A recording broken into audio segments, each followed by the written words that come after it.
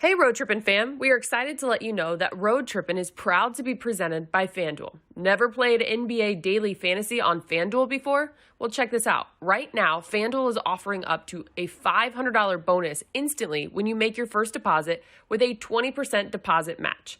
Why should you play on FanDuel NBA? Well, for one, it is easy to use when it comes to their app. What's not to love about that? But also, for example, they offer different and unique contests across sports in relation to your skill level. Oh yeah, and get this. You can play for big prizes, single game contests for the biggest national matches, and enter contests for as low as 5 cents. That's right. 5 cents. Simply incredible. So again, let's recap. Right now, FanDuel is offering up to a $500 bonus instantly when you make your first deposit with a 20% deposit match. Enter URL fanduel.com/roadtrippin to play now and get your deposit bonus. That's URL fanduel.com/roadtrippin so they know we sent you. FanDuel, more ways to win. Bad joke. Bad joke. That was a bad joke. Listen, there's going to be a lot of them. Hold on, what's up? There's going to be a lot more bad jokes like It's that. flashing my eye. Oh my God, it burns.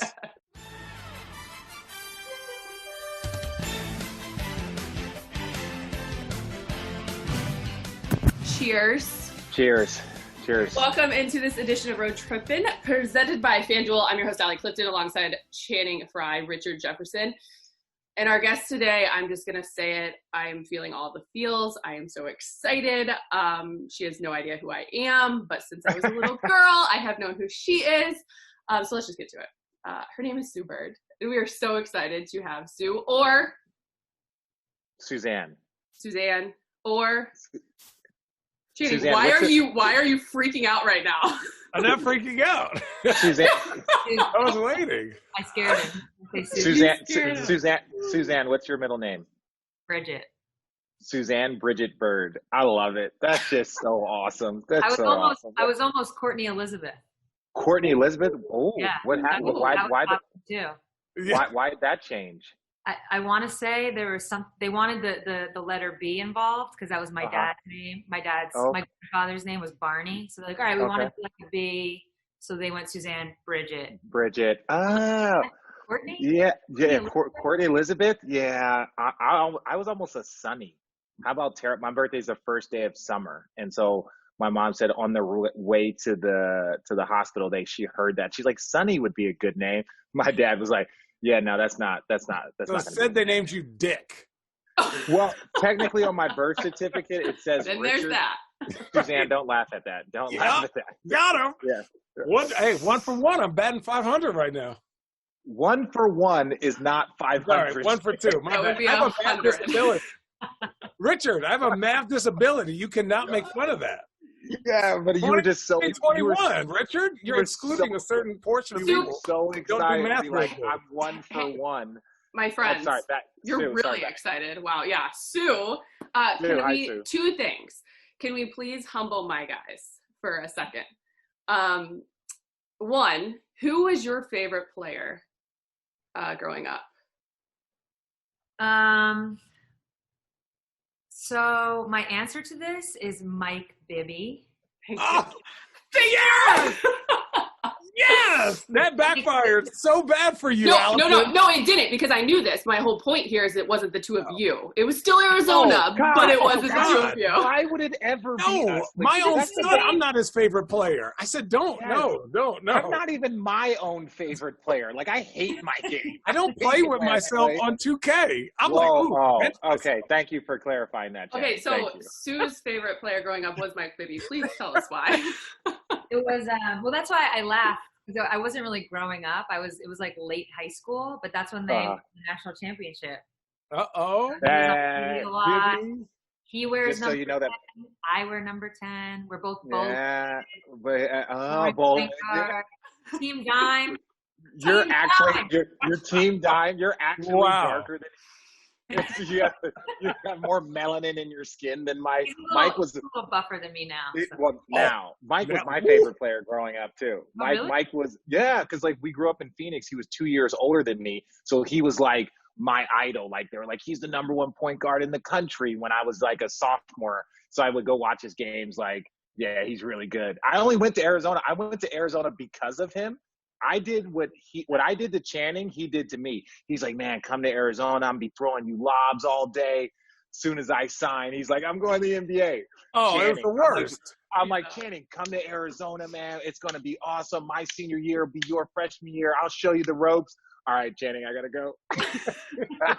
When Richard showed up with a touchscreen TV and some 20s on his white Nissan Maxima, I said, damn, he got me. But then I went to Arizona. I had the greatest time of my life. I was like, you know what, Rich? You did something good. You done good, Richard. Probably Richard. Were you there when Adia Barnes was there? Yeah. Adia I want to say she was a senior my freshman year. Okay. And so she was awesome. Adia is all time. Oh, Like, yeah. And then she was like my first pro teammate where I was like, okay, cool. She was like, yeah, come with me. We're going to be fine. I was like, all right. She's so cool. Even now going back to Arizona and she's coaching, she's doing such a great job up there. So it's like, it's weird when you go back and like the people like you looked up to or we were in school with, like one of the old softball players, the assistant AD at Arizona now, Erica Barnes. And now you have Adia is, and it's like, wait a second. I used to be at like frat parties with you guys and now you're the head women's coach. Like we won't tell any stories, but okay, that's cool. But that's Dawn Staley. She's our Olympic. Now. I'm like, and you were there too. I'm like, yeah. 04 Olympics. Yeah. We don't. Is that where Richard got the penny? We don't talk about the 04 Olympics on here, Sue. That's not what we do. Not even G32? Not even G32? No, not even G32. Wait, not even what? It's classified. Yeah. It's classified. But B32, Allison. You don't know about that joke? How about that? No, but Channing doesn't either. Sue, I got a question. I was about to say what? Because you guys were on the boat with us for the 04 Olympics. Like, what was the conversations going on amongst you guys while you guys were crushing everybody and just looking at us get obliterated, not only like by like teams, but also by the media back home? You guys had to be like, oh, these poor guys are in trouble. No, maybe a little. Sue, it's fun. It's okay. It's funny. Okay. No, I will say we were at the Puerto Rico game. And I don't know if you remember this, but we were I don't know if you guys were there actually. So we were in Spain before we went to Greece. And yeah, we went to shitty, I don't want to disrespect countries. We went to places that weren't as fun as Spain. Okay. Puerto Rico was in our hotel. Puerto Rico was in our hotel. So there was like some trash talk and like, you know how it is. You just talk about it's like, oh yeah, wait till you play America, blah, blah, blah. And then we went to that game and we were like, oh no. Oh no! Carlos Arroyo looked like Carlos with the. Carlos Arroyo literally got like $20 million off of one game in the NBA. Like it was a debacle. Yeah, but international plays hard. Yeah. We had no experience. Like it's so funny when people look back on it and you see the names, and I'm not talking about mine. I'm talking about like LeBron James, Carmelo, D Wade, Amari. But you're like, yeah, we didn't. But we were all. I was like 23. They were 19 at the time, and it was just like, you should not be sending 19-year-olds with no experience out to the Olympics. I don't care how good they are. So I love how Sue's like, international play is hard, and she's got 4 gold medals. 04, 08, 12, 16. No big deal. It's so hard for peons. Different. Yeah, Sue, I understand your context because it was hard. It was very hard I continue to drink every time we think about it. Okay, so then my second humbling moment before we get into this. This just happened yesterday, so it's really timely, and I need Sue to help. I need your I don't know, guidance, maybe some words of advice. As we know, social media, though sometimes it cannot be the best of the best, it can also be beneficial in our lives. And yesterday, Richard decided to put out on his Instagram that he only has 200,000 followers. Channing, on the other hand, has 264,000 followers. 294. So Richard's 294. My bad. So Richard is now. He's begging for followers. I wasn't begging. I was not begging for followers. I was not begging. You're begging. I follow you, and I saw this post. Okay, so thank you. With that said, some begging there. A little bit. You did throw some Tupac in, so I was like, all right. Thank you. No, it's a challenge. Oh, it's a challenge. That's what we call challenges these days. Well, Sue has over 500,000, so I was just wondering As she should. if this is the route Richard should be taking. Are you a fan of this stuff? You know, Obviously, follow him. If you're, I feel like the more authentic you are, the better. And if so, No, he'd get kicked off of Instagram immediately if he was authentic. Yeah. Let him be fake Richard on there. Like, I'm like you. Because you said it in your post. I didn't get on, I'm a little earlier than you. I didn't get on social media though. I was like, what is this Twitter thing? Instagram? What is this Instagram? Like, people are showing their booties and boobs. I don't need that. I'll look at it, but I don't need it. So you had that creeper account? I never had a creeper account. Yeah, actually, I did. I did have a creeper account. It was like, whatever. I had a creeper account. It was the yoga studio. So I had it so I could follow. Anyway. I don't know what's worse. The fact that you had a creeper account and that it was a yoga studio account? No, it was our yoga studio. And so it was like, I had access to it. So I could look at your posts and Sue's and stuff. Yeah, I know, Sue. I could just swipe. Let me see that for a second. You don't get your phone back for 20 minutes. Oh, 20 minutes. It's just like, whoa, look at it. The funniest thing, what I used to do with my teammates is they would show me stuff on Instagram, and I would double click. It's like, what do you do when it taps? Like, no, don't like that. Yo, he would do it for a long time though. I know what he was doing because he did it to me but I had to go through all my likes. So he would go tap tap click, tap tap click, tap tap click, tap tap click. And I would just be liking anything. If they were showing me, they were like, no. I was like, why? What happens? And it was a whole funny story. But let me get back to the backstory of it. I didn't get on social media till I literally retired. And so I was like, okay, I don't have a lot of followers. I don't care. But it was like, I got to have some goals for 2021. So I decided that I'm going to be a ton more active on social media, but I need a benchmark. And my benchmark wasn't I want to get 500,000. I want to get 1 million. No, my only benchmark was to have more than fucking Channing. That's it. I was like, so my goal, and somebody hit me up, was like, hey, you realize your follower count went up by 1,000 and his went up by 2,000. His went up to, he's at he went from 294 to 296 and I went to 201. And I'm like, so maybe this backfired, but still, whatever. It's my goal. I got memes on deck for you, buddy. Listen, I've been calming it down on Instagram. I got a lot of funny stuff on deck ready. I have go, Richard. No, I was going to say, I'm going to risk being fired to beat Channing. My whole point of this was maybe you could just look at someone like Sue Birds, because I think she's very authentic. I think she's very I'm not organic. A future Hall of Famer. I'm not a future Hall of Famer. Not to mention, speaking of, that I'm post. I'm not a 4-time champion. I'm not a 5-time Olympic gold medalist. I don't have that resume. I need to come up with silly shit. No one wants the authentic me. They want the silly, stupid me. Okay, speaking of, Sue, your photo, I thought it was incredible, which takes us into this conversation. When you won your 4th title. Set? I mean, excuse me? The Glossier set. Oh, that too? Yeah. I'll send that with the wine. Yeah. What's up? Hey, do you have my skin tone? What's up, girl? Hey, look. Yeah, they got skin is good. I exfoliate my junk. Okay. You love it? Dating scrub. I got you. Oh my God. Okay, this is amazing. But no, winning your 4th title. I mean, that was the GOAT pictures of all GOAT pictures. Oh, with the champagne. Rolling your phone, the net, the goggles, the champagne. That was so Megan was in the bubble the whole time. So bubble life, she was basically everywhere, on the bus, over here, over there. So we're in the back. You guys know when you win, it's you're taking the pictures, you're doing the media. It's a great feeling. It's so a great feeling. Feeling. Waiting my turn. And Megan's like, don't move. I'm kind of like, all right, enough. And then she goes, no, wait. She literally lays on the floor to get the angle. I was like, oh, get this camera out of my face. And then as it turns out, it was an amazing photo. I only follow 69 people, and Megan is one of them, right? What is so funny? Nice. The followers. She's a great follow. She really and I followed her for a few years, and honestly, you guys are so funny. It's watching her fangirl over you and support you, and the bubble life, it wasn't easy, right? I was there for a month.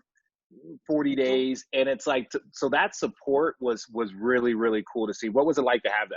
Yeah, I think it was harder for people like you, for people like Megan, who weren't there to play. I mean, I get you, you were there for work also. Yeah, you had work. Yeah. That's true. But for Megan, it was probably harder because there were days where she was just like, you know, I'd be in like all right, I'm going to Norma Tech. I'm going to, you know, watch a game, take a nap, go to sleep. Yeah. And she was like, I got to get out of this room. I got to get out of this room. Oh, so it was harder for her. It is because and that's where I have a tremendous amount of respect, is because all of us know the support that like the spouses and like the significant others, you know, have to play, because it's just like, no, look, she understands your routine, right? She understands because she's won World Cup, she's won championships. So she's like, no, listen, I'm glad that you're here, but this is my routine. Please don't deviate this. Like, this is what it is. So for her to respect your space is like, I know you got a Norma Tech. I know you got a nap. I know you had a bad game. I'm going to leave your space, but I got to get the fuck out of the room. Right. Like that, like you said, that is harder to do when you're in that space. Yeah. And she was working out. Sorry. She was working out there because we were at IMG Academy, which is like, I'm sure you guys know, it's like college campus for high school kids for sports. Mm-hmm. So she was allowed to use their soccer field because it was like all the way in the cut, you know, soccer's outdoors. It's, you know, there was no risk of COVID. But in order to do it, because we were in Florida, she had to get up at 6 a.m. I was like, wait a minute. I thought I'm a priority here. I'm a morning person. That was the one thing where I was like, Florida sucks. Like 6 a.m. Well, you know what? Like, hey, that's her window. That's why. Look, first of all, if you were in the World Cup supporting her and they told you the only time you could have a basketball court was at 6 a.m., what would you have done? No? It would have been no? Oh, man, listen. No way. So you're not a morning person like that? No, that's the thing I am, but not for working out. I like my coffee.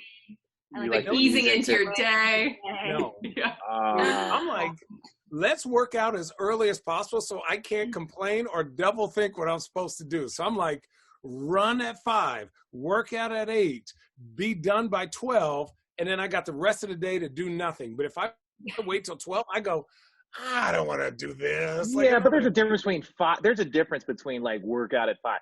Like, look, my best workout session is between 8:30 and 10:30. Like, that's my great window, right? Like, freak athlete, Richard. I'm a skill guy. I need to like, I need to have no distractions, no nothing. And it's not like, oh, Channing, take the kids with you, or oh, Channing, can you go do this? It's like, it's 5 o'clock in the morning. Nobody can tell me shit, and I could be there for another 3 hours, and nobody knows because no one's even up yet. So I'm like, Sue, let me interpret that. I like to leave my house at 5 before anyone can hit me with anything, and then I might take 2 hours to do something that will take 30 minutes to do. Is that what goes on, Channing? Well, when no, I mean, I'm shooting basketball. It's just maybe slow.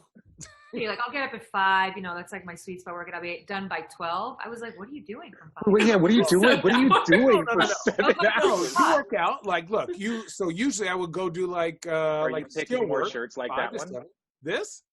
Dude, my neck. More shirts. This is tight, though. I think this. Just say there's a lot going on in your area. Listen, I'm in the attic right now because this is the best. I just moved into my house. This is the best spot. So this is doctored up. So this is whatever you get right here. This is the best it's going to get right now. He's in the best area, which is going to take us to this next conversation, because before you jumped on, Sue, Channing gave me a visual of what's going on behind this area. Yeah, let's see it. It's his sneaker collection. Oh, it's been here for like a year. What does the size 19 sneaker collection look like? A lot of exclusives? 17s and 18s, and they're all just on the floor. Somebody came and moved all my shoes. There's like 400 pair of shoes back there. So. Let us see. No, Richard, use your imagination. Yeah, we need to see. It's dirty back there. Which tells you everything you need to know. I'll show you the Christmas tree that's dead. And it's dead and dying. Christmas tree? Are you a psycho killer? Well, it's not like. Hold on, let me see. Richard, it's January 22nd. You should be ashamed of yourself. Oh, damn it! I'm not even using. It's so funny. I'm not even using the right camera. Okay, can we talk sneakers with Sue? Okay. Yes. Okay. Because remember the one time in the bubble, or the bubble, if you will, Richard, you sent me a screenshot and you said, "What do you see?" And it was of Sue. Oh, yes. Yeah. Oh, yeah. Okay, like, we had a legit conversation. He was like, "What do you see?" And we went back and forth for a while because I was like, what the hell am I supposed to be looking at right now? Besides what was on your chest, which we're going to get into later because it was powerful. But it was what? Whoa. Yeah. It was what, Richard? No, so Sue, I was trying to express to her, right? Like, I know you, Megan, shoe game is tops in the basketball culture community. So she was sitting here, she's like, oh, well, I'm trying to figure out what I need to do with my, I don't know, it was like your company stuff or whatever. You had allotments. And I was like, yo, what you need to do is go get these shoes. For some sneakers, that's a lot. I don't know. I'm like, look, if there was a pair of shoes that came out this year, this would be the shoe that I could get. Unfortunately, they don't make them in men's, and I'm not going to spend $2,000 to get them. Which ones they are? Right? And so all of a sudden, she was like hesitant, and I sent her a picture. Like 3 days later. Of you rocking them, and I'm like, what do you see? And she was like, yeah, what do you do? Wait, it's Sue. Like, yeah, she's like my hero. Like, what am I supposed to be looking at? That's a great shirt. And I'm like, what do you see? And she was like, oh, I'm buying those shoes tomorrow. Oh, I'm buying those shoes tomorrow. I did. What are they? I wore them for game one of the playoffs. They were the tan fours, the Virgils. Those were the shoes in my opinion. Those were my favorite shoes of last year. Over the Sakai's? I don't remember the Sakai's. What are the Sakai's? The what are they called? My wife wears them every day. Huh? Yeah, Sakai's. Yeah, the Sakai's. I thought those were by far the best shoe. There's like from 2019 Sakai, then there's the 2020 Sakai. Okay, what was the, I like okay, the original, what do you think about those Virgil 4s, the tans? Like, where would you rank that shoe last year? They're in my top 10. So I did a top 10 with Complex. They did like a sneaker thing. It was me, Fat Joe, Little Yachty, and Conceited from Wild 'N Out. So, it was hilarious. All the shoes. Everybody had the 4s in their top 10. Wow. Those things are amazing. I wanted those so bad, but I was like, I'm not spending $2,000 on tan shoes because the minute they get a scuff, like I'll probably be on suicide watch, and that's not an exaggeration. I've worn them twice, only in the studio. I carry them around in the box, like in the plastic. I do not want them to get in the box. Anyways, because of you, I was like, okay, I'm getting these. But then Braun walked into game one of the finals with them on. Yeah, he knows a guy. He knows a guy. Braun's got a guy. Okay, so when you 2,000 to him is like 2 lost pennies in somebody's pants. So for me, when it comes to shoes and shoes of that, like sneakers like that, I always feel like every time I buy a pair of sneakers, it's like serving a purpose. Like I remember back, I was gifted for my 30th birthday the denim J's. I thought it was the coolest thing. And then these, of course, it has a story. I just got the Kobe ring ceremony shoes just recently. Like each shoe, I just feel like I had it for a purpose. Like when you think of your sneakers, when you go to pick out a pair of sneakers, like what is your process? Like what is it you look in a sneaker? Definitely not the storyline. Yeah. See, that's because you probably have every sneaker imaginable. Yeah. How big is your sneaker closet? For the fit. What? How big is your sneaker closet? It's not that big because I'm constantly having to like put the new ones in, take the old ones out, put them in storage because it's not that big. We do have I have shelves, but like in a proper closet, like shelves. But then we also have these like from IKEA shelving outside of the closet. Don't judge IKEA. Don't be like from IKEA. Like she's like IKEA. IKEA. I get it. But yeah, the shelving outside the closet is fun because then it's like you're kind of it's like a little bit of art. You're kind of like showing them off a little bit. So it's fun. Yeah. But yeah, usually it's all about the outfit. So like whatever is working. Support for Road Trippin' is brought to you by Manscaped, who is the best in men's below-the-waist grooming. Manscaped offers precision-engineered tools for your family jewels. They obsess over their technology developments to provide you the best tools for your grooming experience. Manscaped is trusted by over 2 million men worldwide. Join the movement for all your below-the-waist grooming needs. Obviously, Richard, you use Manscaped every day. Yeah. So the crazy thing about Manscaped is that I'd heard about it, I'd seen about it. I like to crack jokes. But I had always, and this is don't tell anybody, but I'd always been using the clippers that I had been shaving my head. I would use that to groom my body, right? So it's a little bit more aggressive because it's just like, you know, and Manscaped, the razor are the clippers awesome, literally awesome. Like you can, especially we live by the beach, so it's like you can't just have like bushy necks and bushy chest. You got to keep the stuff groomed. So, you know, it was a no-brainer for me. I live in Portland, so we're kind of the opposite idea of that. So for me, it was just like, hey, let me just have a nice little in between. You know, I don't want to be crispy baby milk deadhead like Richard, but I also don't want to be crazy Amazon jungle. So, you know, for me, I find a nice little medium. I'm very. But Channing, not too long ago, you like completely were like careless on your face. Yeah, you know what? That was a phase, and I go through those phases. But it's always nice to have something that can. You see the skin looking good. You know what I'm saying? See the skin looking good. No razor bumps. Your skin almost looks like mine right now. Richard, you have a lot of makeup on, Richard.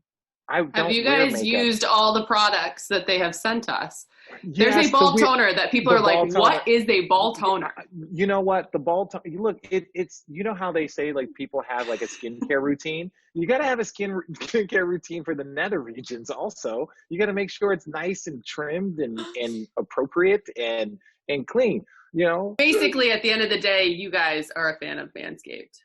And your balls do thank you, as their slogan is. Listen, for sure. Yeah, and look, let's be really honest. When you can use a product and you can talk about a product that you actually use, it makes this job very, very easy, right? If someone asked me to sell hair grease and I ain't had hair in 20 years, it's hard to authentically talk about a product. But when you actually have been using Manscaped before they approached you, it makes this very easy because it's like, yo, now the ball toner and, you know, the ball conditioner and, you know, whatever, but a lot. Look, hey, look, the global warming is going on. It's only going to get hotter. It's only going to get hotter here. So you got to make sure that man's balls. I will tell you that. We'll keep that to some other people. Hey, listen, the best thing. This is why I like Manscaped, and this is really not. This is not no bullshit. In our world, people always say it's so hard to find gifts and blah blah. This is a perfect gift. Like I tell people, it's like, yo, this is a good gift. Like, get it for your little brother, get it for your dad, get it for your husband, get it for your boyfriend. Like, this is a good gift. It's a gift that continues to give, right? It's you know, it's one of those things. Well said. I agree. Nobody wants tangles in the tights. Get 20% off and free shipping with the code ROADTRIPPIN at manscaped.com. That's 20% off with free shipping at manscaped.com and use code ROADTRIPPIN. Before I start jumping around and Allie starts getting mad because she normally has a very, very good like lineup of how we're going to go. I was going to get to that. I was going to talk about that. Let's talk some basketball. Let's talk some NBA. Then we're going to talk about how awesome you are and all the things that your guys are going to continue to dominate. So we're going to talk about basketball. Channing brought up a point about Shaq and what he said to Donovan Mitchell. You had to see it. Everybody saw it. Like, so there's some heat going back and forth. There's a little bit of this going back and forth. Like, what did you think about how he approached that? Everyone's like, well, he could have said it differently. He could have did this. And it's just like, that did seem extremely harsh to just look. I know they're at a distance, but to say it straight to somebody's like, I didn't think you were that very good, and I wanted you to hear it. It's like the next level. Yeah, it's like, what? Damn! It's like I just had 50 in back-to-back postseason games. Like, what did you think about that? And what do you think about athletes? Like, again, Channing and I are in that space where we're like, asked a ton of questions. Like, we're in the media space. We're in a difficult spot because we're asked questions about our peers, people we know, people we don't know. So what do you think about that space? Because it doesn't matter. Every generation gets mad at the prior generation for getting on TV and talking about it. It's like a never-ending cycle. Just put it that way. We get yelled at a lot. You, not me. You. I do. You. My bad. My B. No, it's tough. I do like a little bit of commentating.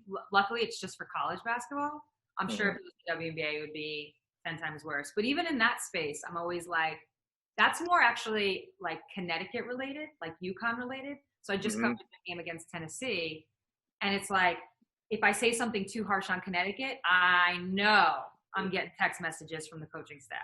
And then it's like if I'm too negative Tennessee, so I go. Oh, the fans are going crazy. Yeah, somebody called me a twit, and I was like, like a twit. First of all, like, is this 1942? That's what I'm saying. Is it 1965? Put up your fisticuffs, you twit.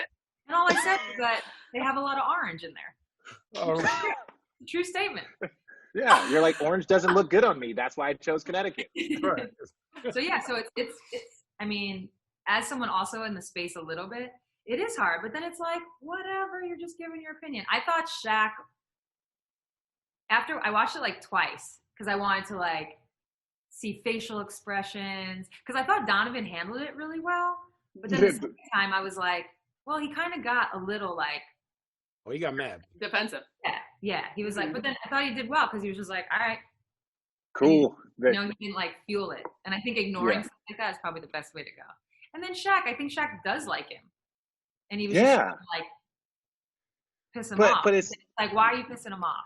So it's like, and it's like, why after the game do you want to like throw that? And you could even be like, hey, look, I have been critical of, and again, I hate it because like we're gonna tell Shaq how to speak or we're gonna tell Shaq how to say it. But at the end of the day, it's like we know that Shaq not only represents the culture, but he also represents the retired players group that are now commentating. So now all of a sudden it's like all these damn retired players, and it's like whoa. Shaq and I work for Turner. It's a little tough for me right now. It's a little hot. The block is hot for me right now. I can't say shit. I'm like, yeah, everyone playing good. He hits a good shot. That's good defense. The coaching is good. Everything is good. Channing, after you said Michael Jordan didn't do anything but score, you kind of lost your ability. You lost, yeah. So, did you see Ryan and Cece interview Stephen A. Smith? No, what did he say? So he has a good story about Allen Iverson, kind of in this way, where he's like, please share. AI. It's better if you go and watch it, but like, cause it's just like a little clip, but he's like, I was covering AI. I was like he didn't say lenient, but he's like, but every now and then I had to tell the truth. Like Allen Iverson, he joked. He was like, Allen Iverson was the one player where he was ruining my vacations. Every time I went on vacation, I get a call. AI did something wild, and I have to go cover it. So at one point, he finally like had to write an article about AI off the court, I guess. Yeah. And then Allen got pissed at him. So it's a whole story about how, but they were close, and then AI got pissed, and then kind of like the reconciliation on the back end. It's worth to listen. It was good, but it kind of talks about this. It's like everybody go check out the R2C2 R2C2 podcast. Ryan Rucco, CC Sabathia. It's actually really good. I've been on it a few times. That's why I really like being extremely critical of Braun. That's why, because half the population loves him, half the population hates him. So when I'm super critical of him, I can say almost anything I want about him negatively, and everyone's like, "Yeah, fuck that guy," and I'm sitting here like, Braun's gonna find it funny. So I'm like kind of in a win-win situation. Again, we talk about this all the time though. Like that's where it's just so crazy how people don't see that. Like Braun has even said it himself. Like why people listen to you and actually think you're serious when you're like, I don't get it. No. Like it's never ending. Dude, it is a fine line between when somebody asks you a serious question or when I say like kind of crazy shit, because somebody says that Jordan is going to average 50 points. And I'm just like, oh, okay, we're just making shit up now. Okay, all Jordan does is score. But I like to argue, right? And sometimes that gets me in trouble, right? And, for me, it's like, if you're playing good basketball, I told myself, and Richard and Allie know this, I'll never talk about a player as him. And I think if Shaq had a relationship with Donovan Mitchell and other guys, or maybe he was a mentor, it would have came off differently, right? But to just say, I don't think you could do it, does seem a bit harsh, especially when Donovan Mitchell has been on the top four team in the Western Conference for the last 3 or 4 years. So, like, Donovan Mitchell's going to be good. Donovan Mitchell has accomplished a lot. Like, dude, in my opinion, he was my rookie of the year because, and this is no disrespect to Ben Simmons, I thought he was rookie of the year because Ben Simmons had been with his team for an entire year. He knew the system, he knew the coaching staff, he knew everything, right? And it's a disadvantage, but it's like he had been there for an entire year, training every single day, working every day, lifting every day, fully dedicated to basketball before he showed up on the court. Donovan Mitchell was the 14th pick in the draft and replaced Gordon Hayward, right, who was an all-star, left to go to Boston, shows up as a 14th pick in the draft and leads this team from start to finish. A team that was supposed to be, quote-unquote, rebuilding without Gordon, it's from start to finish, and takes down Russell Westbrook and Paul George in the first round of the postseason. I'm like, that's the most impressive rookie season, right? Not the Ben Simmons one. That was the most impressive rookie season. So it's like he's been doing this since he came into the league. He's good. I mean, his efficiency has gotten better. I've actually never talked about this. Talk to me, Sue. It's not juicy. It's not that juicy. But I was in a similar situation. Tamika Catchings is a year older than me. Mm-hmm. She got drafted the year before me. She tore her ACL in college, so that's sad. But she got drafted. She was then a professional athlete with a franchise for a year. Mm-hmm. And the next summer comes, so that was 2001, 2002. I get drafted, I play, and for the WNBA, what's unique about getting drafted and playing is it happens like almost in the same day. You literally have like 1 week. You get drafted, training camp is like legit, probably like 2.5, 3 weeks later. It's like the NBA was this year. It was like the NBA was this year. Exactly. Yeah, so okay. Really fast. So she ends up we were very close in the Rookie of the Year race, very similar. The numbers are even similar. We're both taking our teams to the playoffs for the first time. Very, very similar. She edged me out. And I was kind of like, but she's been a professional for a year. But you couldn't say it too loud. No, I couldn't wear the sweatshirt. You couldn't say it's like rookie. That sweatshirt was awesome. If it wasn't Adidas, I would have rocked it, right? Like rookie. But no, that's the point. I see like that makes sense. And it's like you don't want to come across as hating. Like Tamika's awesome. Like she's a stud. But that wasn't her draft class. That wasn't her draft class. Like Rookie of the Year is based off of your quote unquote draft class. That's kind of the idea. And if you're from the draft class before, and no disrespect again to Ben Simmons, knowing enough about his injury, like he broke his 5th metatarsal, that's like a 2-month injury, but they just were like, hey, just sit out the whole year. It's not like he like had an ACL like Tamika. Like he had a 2-3 month injury that he could have come back in January, but Philadelphia was planning on tanking anyway, right? Because that's when they were going through all that like trust the process stuff. So it was like they were like, just sit out. We'll get another top 5 pick this year, and you could just collect your $7 million and whatever, blah blah blah. So it was like he had an opportunity to come back and play that year, and they decided to hold him out so that they could raise their draft stock for the next year, which only kind of adds to the point of Donovan Mitchell. It's like, no, he could have played. This was not a guy that was rehabbing for 9 months. But again, Donovan Mitchell has been a great player since the moment he came in this league. So I just feel like that criticism is a little bit harsh from Shaq, and especially the way you kind of threw it to him after he wins a game. So you had to think you could take it to the next level. I do respect that he said it on air, and then when Donovan had the opportunity to say it to his face, he was like, hey, I said this. What is your response to it? For me personally, if I was a player, I would rather somebody like Shaq, Kenny, Charles, if you're going to talk about me and then interview me 10 minutes later, at least tell me what you said so I don't have to get on my phone and they're like, oh, he said this and this. I'd rather have that back and forth. And I liked his response. I think Donovan Mitchell is going to be good this year, and I think he's going to be good for a long time. But I also think that Shaq wouldn't have said that if he didn't think that Donovan Mitchell was special. Like, Shaq doesn't talk to scrubs. Like, he still calls me Shannon. And I'm like, dude, we literally see each other. Like, one time I was playing on the Blazers, right? It was like one of the games, and we were playing Phoenix. And I went to work out before the game. I knew I wasn't going to play, or assumed I wasn't. And he goes, hey, little Shannon. I was like, and I'm lifting. He's like, hey, little Shannon. I'm like, is he talking to me? Right? You're like, hey, Shannon, I don't know why my son thinks you're his favorite player. Sign this shoe for me. And I was like, oh, shit, okay. I was like, sign. He goes, thanks, Shannon.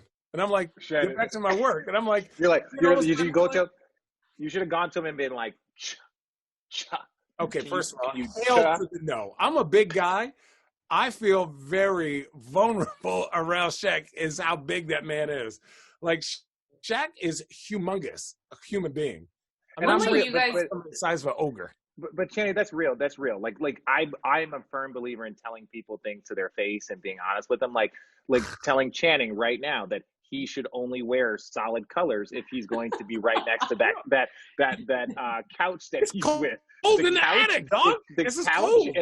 The couch and that shirt clash so much. Speaking of social media, if you've ever followed, Richard, Channing has been getting a lot of heat about the way in which he dresses for his work these days.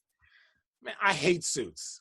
I fucking hate wearing suits. I literally go up here, and now that I'm at my house, I have more suits here, but I had 2 suits, a blue one and a black one, and maybe a brown one that sort of fits sometimes when I don't eat for a couple hours. But like, all right, I don't care. And people care so much. And now it's my job to this podcast is about Sue. It's not about you. Can we get back to Sue with that said again? Please. Okay, I want to talk two kind of different things. You just talked about your rookie year. You just finished season 18? Yeah. Yeah. I had 2 seasons where I was hurt, but I was still there. So sometimes people count them, sometimes they don't. Well, you got to count those, girl. So does this mean that you're going to be in the league for 5 more years? Wait, Sue, did you get paid? Yeah. Oh, did you count those seasons? Yeah, some people don't count them. I feel like if you got narrative people are pushing. So there was that meme came out after we won of you and Braun had us playing the same amount of seasons. I was like, well, technically, I was more efficient. Yeah. So how much? Say 19, so say 20. How much time do you think you have left? How long do you want to play?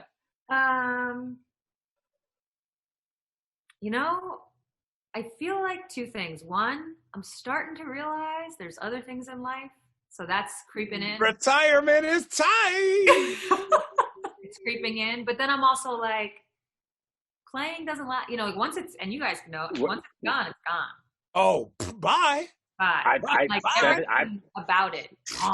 So as long as I'm healthy and I'm still tuned in, because I feel like if you're tuned out, forget it. It would be possible. That's why I couldn't wait. I couldn't wait for a call. They were like, I retired, and they were like, well, if you wait and this, if you train, and you're gonna get a call and I'm like, no, God, no. If I'm not in a training camp, the basketball's over for me. I've done this for 17 years.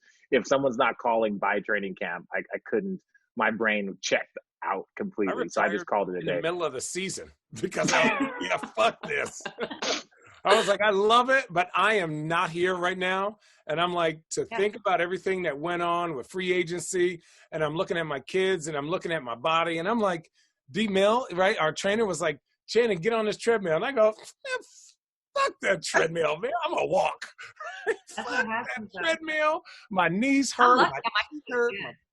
My goddamn your knees feel good? No, my team is good. I feel like that's saved me. That has extended my career by easy 3-4 years. Well, and I was just going to ask that because this last season of yours, right? When you think about where you are in your career and the amount of miles and the years, and you speak to how great you guys are just coming off of a championship. And I know this may be a little bit more complex because of everything that was a part of winning that 4th title for you, both on and off the floor. What do you think this last title did for you? In terms of what? Was there I don't want to compare it all, but we had this conversation with Braun on our recent episode as well. And he was talking about just kind of how refreshing it was, the reassurance for himself, the humility aspect, just what it did for him mentally, reassuring himself that he can still win at a high level. And just for you, I guess, you mentioned the comparisons when they showed the 2 of you, it kind of made me wonder the same thing. Is she, at that stage of her career, or is retirement next, So that was me in 2018. Everything you just said that LeBron said, that was me in 2018. We were going through a rebuild a couple years prior to that. We got Brianna Stewart in the draft. That obviously, celebrated.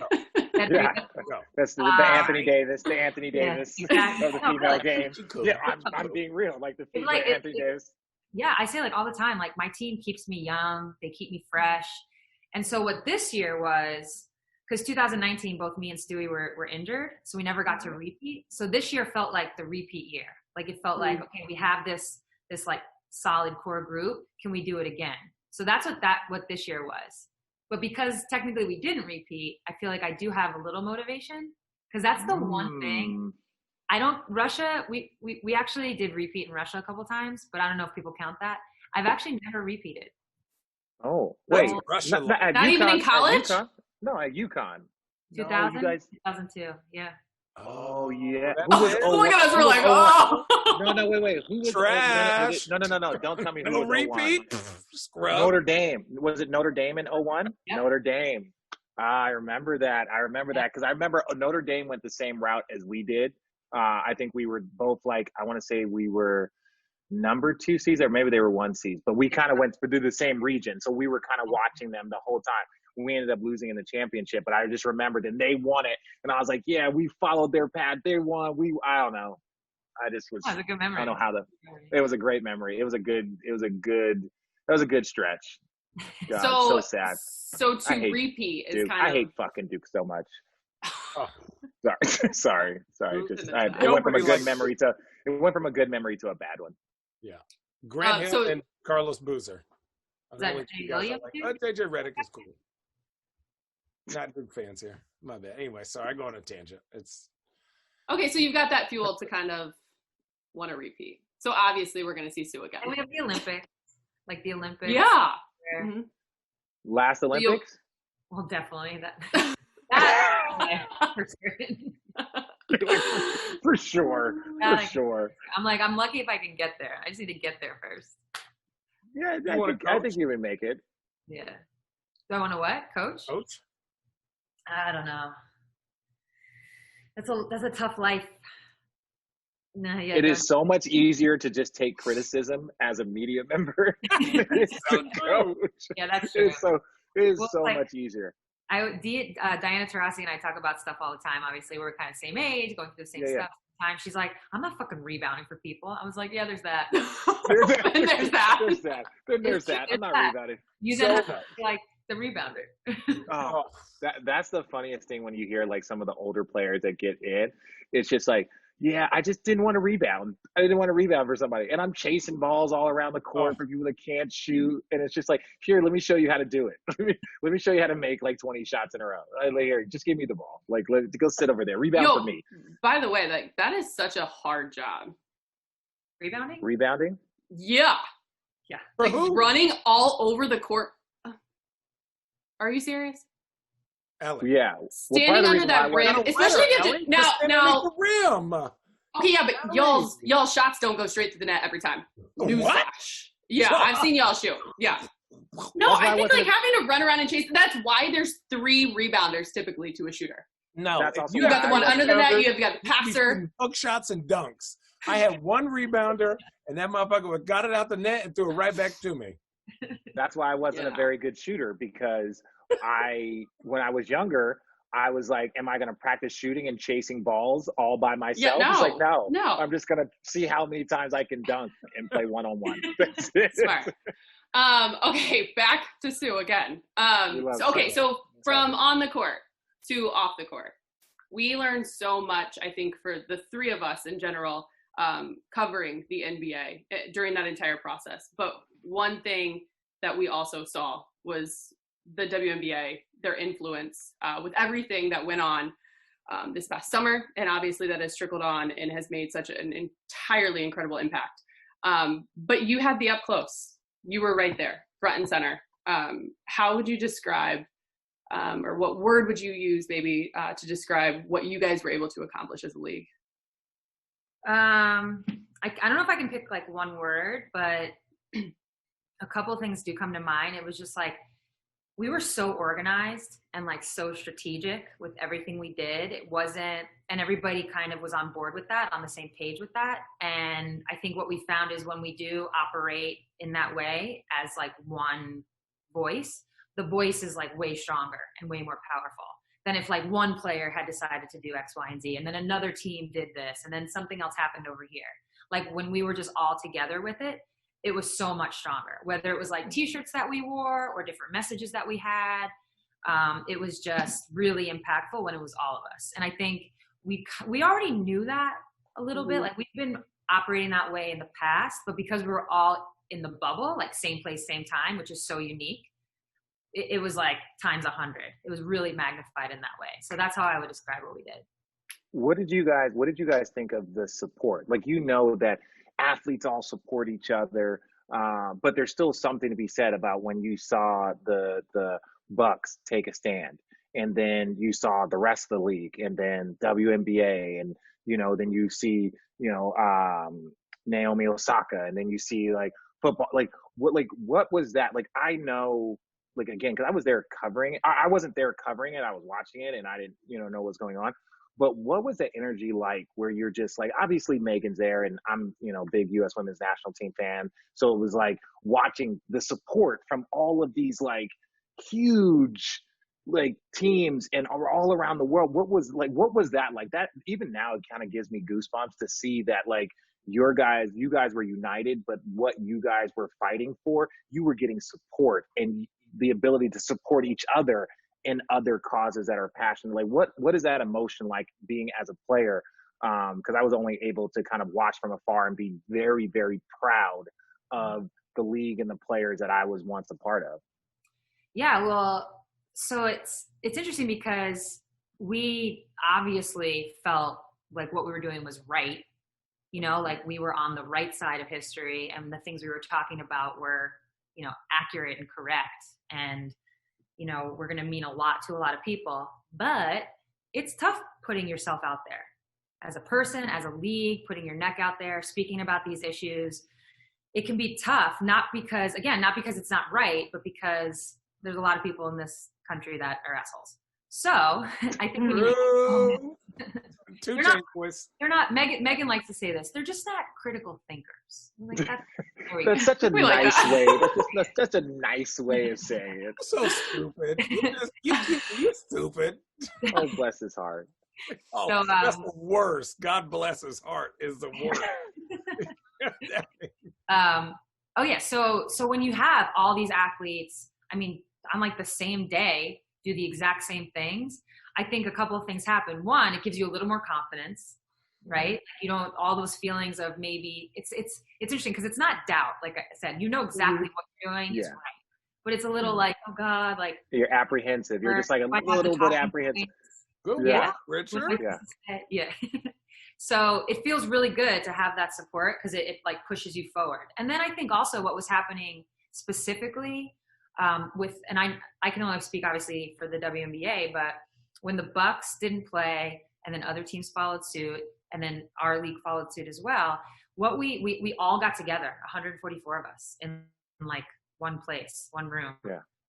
And you could tell, obviously as a white player, it's going to impact me differently. But I think for a lot of our players in our league, predominantly Black, it was like there was some trauma happening, like this was traumatic and it was emotionally draining. And so another aspect of having other league support, other people, other athletes, whatever it was, it helps kind of like that. It helps go through that, knowing other people are going through it, knowing you're doing it together. You know what I mean? Because there's grief. There's grief there. Yeah, like, exactly. Because the trauma is things that have happened, things that you have seen, where you are. God, I'm so annoyed right now. God, the speech she just gave it. Oh, Amanda Gorman? Yeah. No. She just got the statue.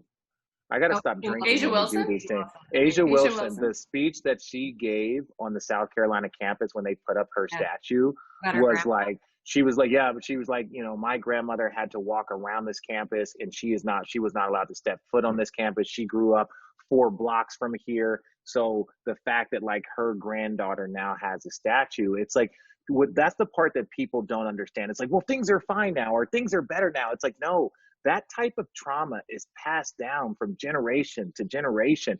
And so when you break down those barriers, you're feeling her feeling was like, not necessarily about, oh, I have a statue. Like, that's not it. It's like, what would my grandmother think right now? Like my grandmother's emotion. So like her tears are that her grandmother maybe wasn't there to see it, for one, but also like what her grandmother would be feeling in this moment. Those are generational barriers and stuff that you're breaking down. So to your point, when you were like, oh, there was like trauma and there was emotional, is because that's generational.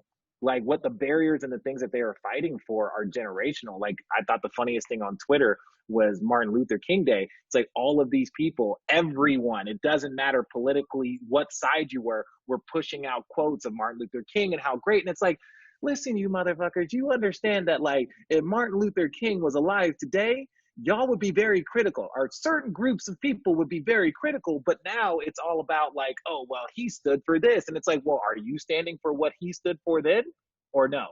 And so the generational, like, you know, grief that comes, I think that was probably what like you witnessed, and we all saw what when Aja Wilson like gave her speech, like those things are strong. Yeah, absolutely. I mean, you said it best. I totally agree. Did you know, Sue, when you took the stance and the leadership that you did during that time in the bubble, did you know that something that you wanted to do, that you wanted to kind of be out in the forefront, that you wanted to have a hand in the upcoming election, if you will? Like, as it pertains to Senator Warnock, no, I mean, we never, we kind of like stumbled on that. That wasn't, we were always a league that was like, go out and vote. And, you know, we really stressed getting registered this year and like filling out the census. And we're super lucky that Stacey Abrams is one of our, she's like a player on our player advisory board. So super lucky, have heard her talk. I was actually on the shop with her, and the shop is so interesting because you literally shoot for like 4 hours. And I don't know how they make that a 30-minute show. That's crazy. It's amazing. There was Stacey Abrams for like a good 30, 45 minutes talked about voter suppression. And like, so hearing her speak on that. So we were kind of a league already, you know, we had our hands in all this stuff. I think for me personally, I'm in this, like, I grew up in a basketball world, you know? So from a very early age, even though where I'm from on Long Island is like predominantly white, I was always on my basketball teams. I was playing in Queens. I switched high schools. And it's like, I feel like I've been, you know, exposed to a lot of different cultures, including going over to Russia. So I feel like as a white person, which I feel like I've said that 3 times now, so I think you guys know that, right? But this is an audio podcast too. This is an audio podcast. So someone's like, so it's like, is Sue white? Yes, Suzanne Bridget Bird is white. A Jew, because my dad's Jewish, so I'm half Jewish. Okay. Yeah. Oh, Sue, she's a Jew of color, and I was like, what? What does that mean? I don't even know what that means. That means like, don't ever repeat it, Jenny. You're not white. So like, pick a, you know, you can be from anywhere. You're just not white. Anyways. That's right. Oh, well, listen, people can be whatever they want. Yeah. I feel like I'm very lucky. I've had this life where I've experienced a lot of different cultures, and I've seen how, you know, like my roommates in college were Black. So like, I know what a perm is. I know you got to mix that shit. I know you got to grease the scalp. Like, I know these things. But it never really occurred to me. And obviously that's a silly example. There are larger ones. Just listen, that's a great one. Swing cash. I'm bald, and I know all those things too. Yeah. I don't know how to do my kids' hair. I'm like, what the fuck am I doing here? I haven't had hair and my kids have long like curls, and I'm just like, what the fuck am I supposed to do with this? Like, I haven't brushed their hair in 25 years. See me staring at my wife, who had to like call my cousins and other people to like, because some of them have like, you know, Allie hair, and then some of them have like my cousin's hair. And that's like so different, the spectrum of hair. And it seems like something, oh, this is little, but like to make their hair beautiful in their sense is so empowering. And like, I grew up around all guys. And so me having 3 girls that have very big attitudes, kind of like their dad, has been amazing. But me learning is like, I'm like, hold on, what do you do right here? Okay, you're clipping this, I'm glad that's empowering. I'm glad that's empowering, Channing. All right, Sue. Now, before I'm going to ask. Hang on, I don't know if were you done? I don't know. Were you done? No. Yeah. Let me just I'll just wrap it up, or else it'll just sound like I was talking about hair. So something as silly as hair, but also like, you know, Swin Cash is my roommate, hearing her talk about her grandma and the lessons she learned from her and things like that. My point is, white people are idiots sometimes. Like, they don't, and I didn't realize how little they know or don't know. Yeah. You know? Yeah. So where I found myself in a leadership role is kind of just like in that space a little bit. you know? Just and that's why more. White people, I can like have different conversations. But in terms of like the league and when we were there, that was by committee. We all did everything together. That's why I wanted to ask that question, because to that point, like I find myself nowadays shutting my mouth more because there's so much more to learn. There's so much more to know and understand. And if we're ultimately going to get to where we want to be and create this change, it's going to take that kind of effort. And, you know, for someone like me who looks up to someone like you, we look a lot alike when it comes to that. And how do you navigate? How do you walk the fine lines and figure out the ways in which you can come out on the other side better? And obviously that trickle down to others. And there's so many of us, young girls, you know, young boys that see Sue Bird, and we watched from afar what you were able to do leading in a part of a league that was very powerful. So I thank you for that. In the last 5 years, there's been a lot more conversation about like transgenders in sports, whether it's in high school, competing in college, competing in, higher spaces. Now, you are one of the great American athletes, not just female, one of the great American athletes, like accomplished from the moment you picked up a basketball to whenever you decide to call it a day. Like, what are your thoughts on that? Like, competing, like obviously there's physical advantages as, being a man, or like physically, testosterone, muscle base, like all of these different things. Like that's a very complicated issue that I don't think that there is a right answer to, but like having you on here, I'm curious to that, because there's people that are upset about it, and there's this, like, what do you think the way to go for that is, especially when you're talking about high school athletes, like, if they identify as a female or if they identify as a male, and then they're playing, if they identify as a female, but they were, born a certain way, but they're competing, and there's like a competitive advantage based off of just your DNA and your, shoot, I don't even know if it's testosterone level or whatever it is. Like, has those conversations been had? Like, what do you guys think about that? I mean, the two things that come to mind in this conversation is, one, from my standpoint, I think whoever we're talking about deserves the opportunity to play. I personally don't think it's like that big of a deal. I hear what you're saying. It's like, in the event that a trans woman is on an Olympic team and, like is good enough to be on an Olympic team, is that unfair to the other women? Or even like a sprinter. So it's not even a team. It's just like, not even like a team sport, just like an individual sport, like that type of stuff.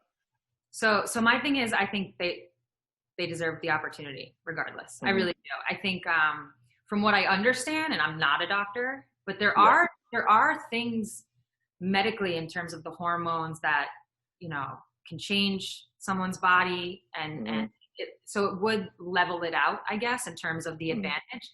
But the thing that I really think about, and it's not really an answer, but it kind of is, I'm like, all right, women's basketball, we'll just use women's basketball. Women's basketball gets shit on a lot because we're compared to the men. Oh, you guys can't dunk. It's like nobody wants to take into account the physical disadvantage, if you will, that we're at. Everybody just wants to compare. And it's like, oh, but now because a trans woman wants to play, now everybody, like, quote unquote, is worried about us not having an advantage. that like doesn't make sense. Right. Yeah.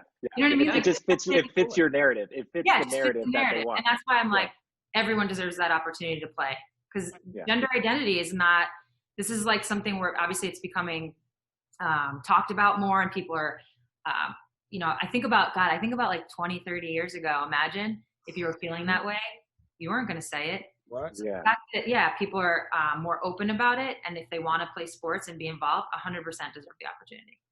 Okay, that's a great, because it's just like those are some of those questions are like, you don't know how to ask, you don't know who to ask, you don't know, like, again, I have no opinion, like I'm outside of sports at this point in time, I'm just an analyst, so it's like those things don't affect me. But there are people that are like, because it's becoming more, I don't want to say an issue, but it's becoming something that's more and more discussed, because I believe it's people are starting to be more open-minded when their 10-year-old son wants to identify as a female, but then wants to wrestle or wants to play basketball, and then it's like, well, she wants to play on the women's team, and it's like, well, there's an advantage and there's this, and it's like, I don't know the answer to that. Yeah, I feel like the advantage is like, yeah, you could be like, for me, I was a scrawny 6'6" sixth grader, and I was getting my ass beat half the time. And you would think I had an advantage, but at the end of the day, you have to work at whatever skill that is. And for me, I go, if somebody chooses their life, right? If somebody not chooses, but like feels something that deeply, it's not because they want to go to the NBA, it's because that's part of their happiness, right? So the NBA is secondary to that. And like under that understanding, if they do make it to the highest elite level of basketball for women, congratulate them that they had to go through the scrutiny to beat the other ladies that are equally spending just as much time to beat that person or to be at that level. So if they even make it there, you got to give them credit. Like, it's not just like, this is not a funny movie. This is their life. And for them from high school or junior high, they are going to have to break barriers and take scrutiny and be ridiculed, that's a big word, for It's not that what they're big of a word. choosing, but it's all based on their happiness for who they are outside. Basketball is very small, and you're saying, oh, you have an advantage, but yet people are going to mock you and judge you for everything else outside of that. So it's like, dude, if you made it, when it comes to whatever, it doesn't matter. If you hooping, you hooping. When Sue said opportunity, I think you kind of just summed it all up with that, because at the end of the day, Channing, to what you're saying, what someone is going to go through in order to get to that place will always, when it comes to the results, that result will always pale in comparison to what an individual will go through to get that opportunity, you know? It's also interesting to me, like, that's why I kind of said it earlier, like, oh, we're talking about the one person who gets to the Olympic team. We automatically go like, oh, they're just gonna make the NBA, and then that's not fair. They're What gonna are win we it all. talking about? Because to me, it's like, especially young kids, there's so much value in playing sports. I mean, look at us sitting here right now. It's like forget putting the ball in the hoop. It's like all the stuff we've learned, like skill sets that we have, being able to sit here and just like chop it up, whatever. Like, you learn that. There's so much learned in sports. So to take that away from a kid, to me, is like so wrong. Well, it like, just isolates them. It isolates them even further, right? Yeah. It does. And people always, whenever the narrative is done, it's always to an extreme, right? To prove a point, it's always to an extreme. Well, we're gonna have grown men with beards playing, and it's like, come on, please just stop. All right. Well, that was my. I actually like that conversation, Richard. I appreciate that. That was one of your best questions ever, Richard. Might get some followers with that one. No. I'm gonna get some people dropping followers. You know, they're so controversial. Okay, so you're amazing. Thank you so much for taking the time. At the end of all of our episodes, we always ask our guests if there's anything that they're working on, charities, books, thoughts, anything. I do know that you guys just finished not too long ago A Touch More. Is there a season 2? I thought that was awesome, by the way. No, yeah, so you start to realize, like, some of the stuff you were able to pull off in quarantine, it might not translate afterwards. Yeah. So we do. I think we do want to do something else. It would probably look and feel a little different. It won't be like IG Live, drinking, getting drunk. What's up? You know, it might not be that. Although I know. Although here we are. See, we were ahead of the game. We've been doing this for years, and it's like, oh wait, now everybody wants to quarantine and they want to drink and talk. It's like, go to episode 1 where we were slosh drunk in 2017. Oh God, damn, it was some awful things. Would you still want Sandra Bullock to play you in a movie? I think that still plays. We actually, Sandra's my boo now. Listen, look, Sandra. Oh, race his ass and crash. Looking good. I see you. We met her at the ESPYs this year, and this was not the virtual, the one before that. And that was like Megan, her team, literally fresh off the plane from France. So they're hot. Drunk. They're drunk. And they're like hot. Everybody wants to just come by and touch them. Seriously. So we're at the ESPYs. They are. So Sandra Bullock is like, somebody comes over, is like, oh, Sandra Bullock would like to say hello. So me and Megan walk over to Megan probably, but that's fine. Me and Megan walk over, and she was like, let's take a shot. So we took a shot. Oh, girl, what was it? It better not be vodka. That's disgusting. Tequila. Okay, Oh. that's again +2 for my boo Sandra. Yo, that people don't understand the ESPYs is like so cool. Like I went to ESPYs when I was super young, and then we went again in 2016. I still have the ESPY for like the best still have team. it? He stole I still it. have it. So because we won like 4 ESPYs, and I took it and I wouldn't let anybody touch it because it's like as long as Dan Gilbert, the owner of the Cavs, didn't call me and ask me for it, I'm not giving this shit to anyone. So I had like the best team like ESPY still, and it's like, but being there, like now I was actually kind of bummed because. It's fun. Like you get to see everyone just completely sloshed and hammered. Did I mute myself? No, you're good. Back, yeah. I think it switched. You're back. What was funny, it was, I remember, I forgot which player goes, hey, I want to just put a toast to all the champions.